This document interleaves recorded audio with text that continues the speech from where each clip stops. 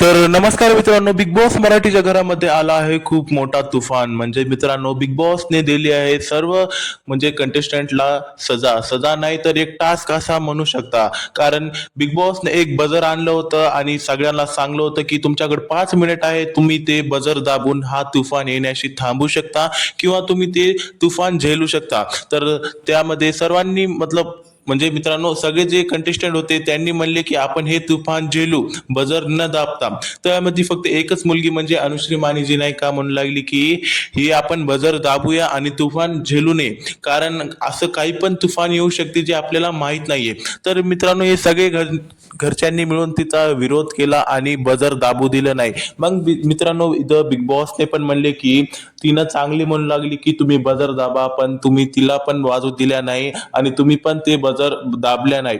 तर आता तुम्ही हे तुफान झेला म्हणून त्यांना म्हणजे सर्व घरच्यांना ना बिग बॉसने फक्त गार्डन एरियामध्ये असं कोंडून ठेवलेलं आहे. म्हणजे बाकी सगळे जे रूम आहेत सगळे ब्लॉक करून टाकले आणि फक्त गार्डन एरियामध्ये त्यांना ठेवलं आहे आणि सगळ्यांना सांगलं आहे की तुम्ही आता काहीच करू शकत नाही, आता तुम्हाला इथंच राहावं लागेल. फक्त एक बाथरूम त्यांना खुल्लं सोडलेलं आहे आणि बाकीचे घरचे जे होतं ना त्यांनी आंघोळी पण केले नाहीत, काही जेवण पण केले नाहीये.